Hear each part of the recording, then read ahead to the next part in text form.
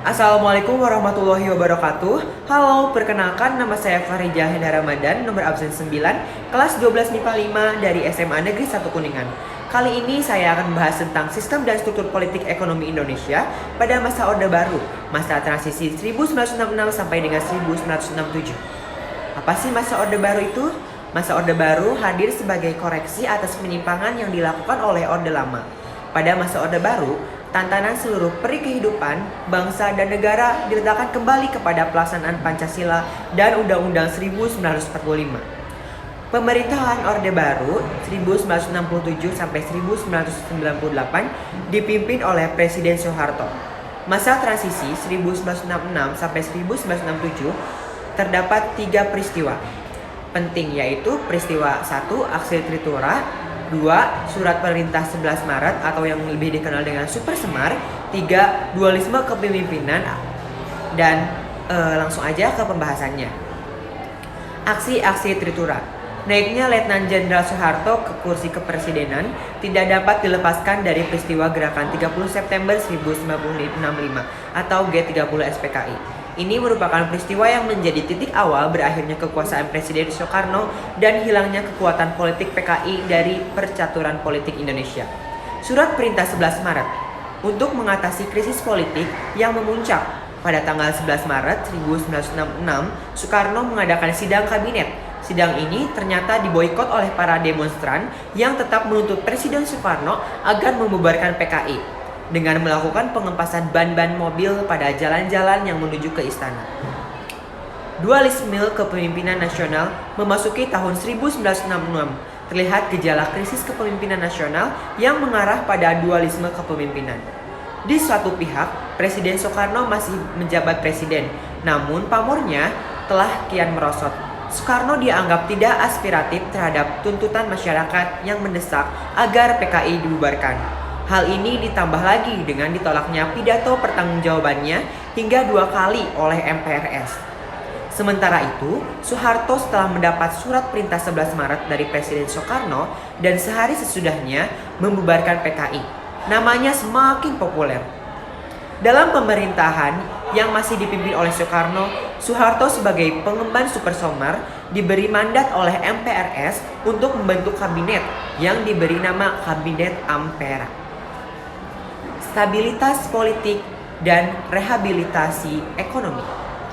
Terbentuknya pemerintahan Orde Baru yang diawali dengan keputusan Sedang Istimewa MPRS tanggal 12 Maret 1967 yang menetapkan Jenderal Soeharto sebagai pejabat presiden.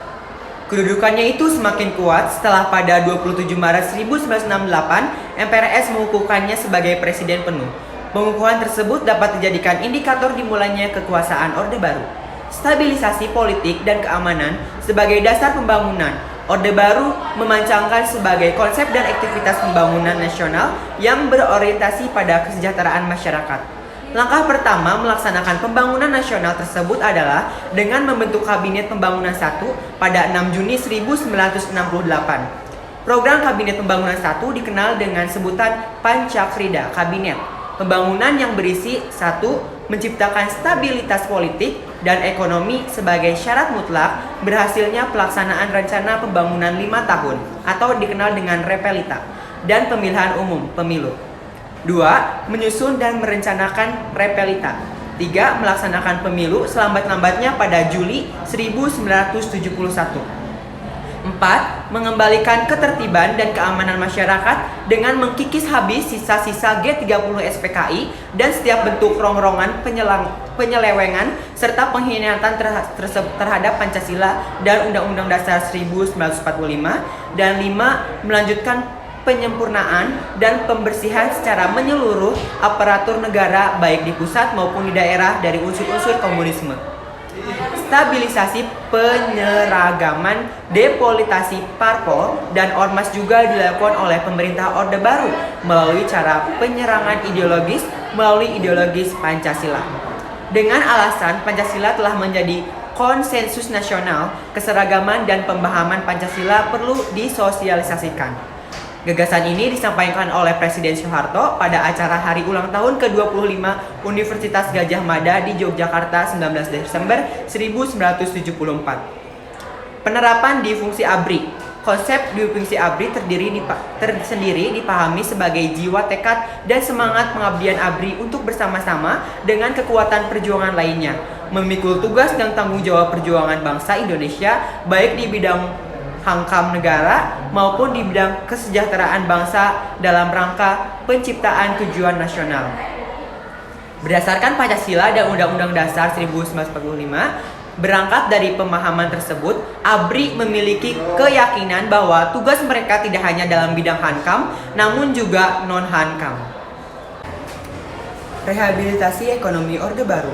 Program rehabilitasi ekonomi Orde Baru dilaksanakan berlandaskan pada TAP MPRS nomor 23 tahun 1966 yang isinya antara lain mengharuskan diutamakannya masalah perbaikan ekonomi rakyat di atas segala soal-soal nasional yang lain, termasuk soal-soal politik.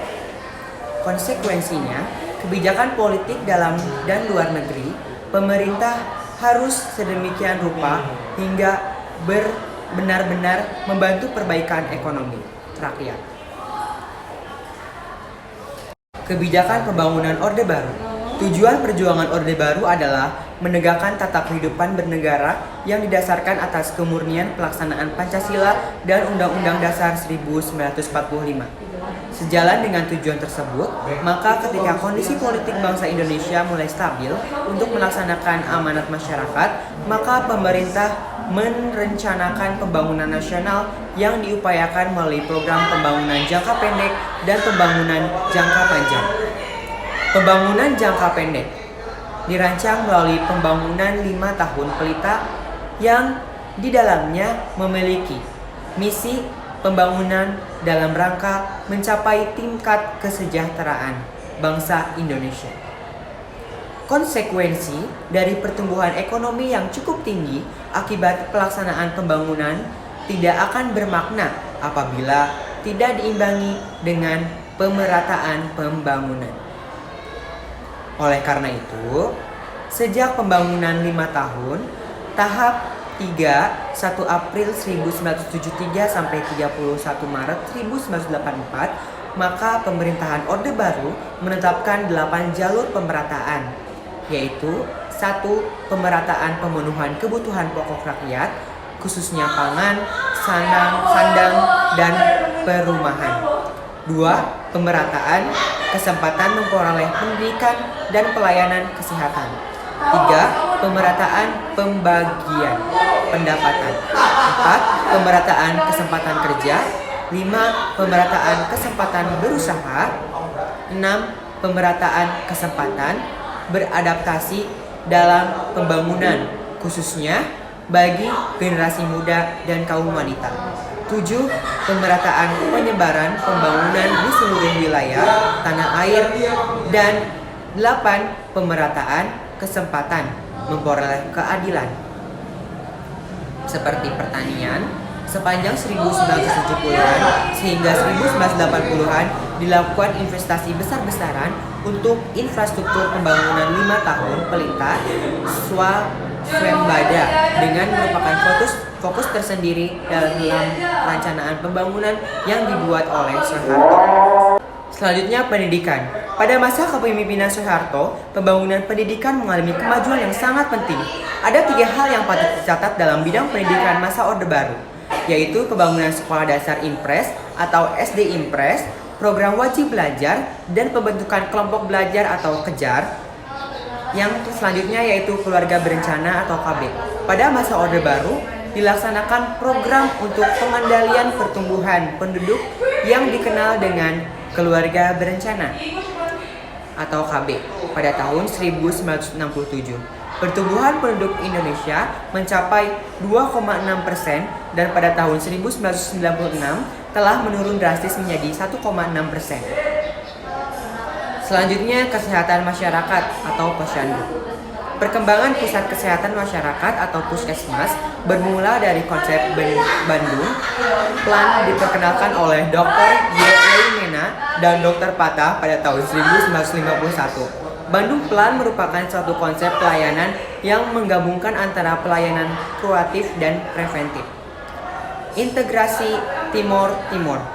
Integrasi Timur-Timur ke dalam wilayah Indonesia tidak terlepas dari situasi politik internasional saat itu, yaitu Perang Dingin, di mana konstelasi geopolitik kawasan Asia Tenggara saat itu terjadi perebutan pengaruh dua blok yang sedang bersaing, yaitu blok Barat, Amerika Serikat, dan blok Timur, Uni Soviet.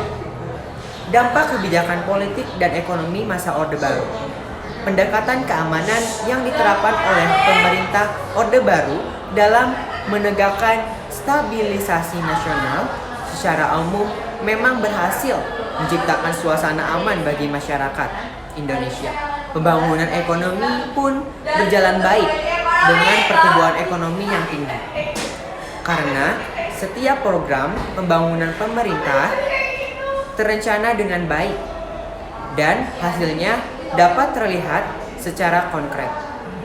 Nah, itu dia pembahasan dari materi sistem dan struktur politik ekonomi Indonesia pada masa Orde Baru, masa transisi 1966 sampai dengan 1967. Sekian yang dapat saya sampaikan, kurang dan lebihnya saya mohon maaf. Terima kasih. Bye-bye.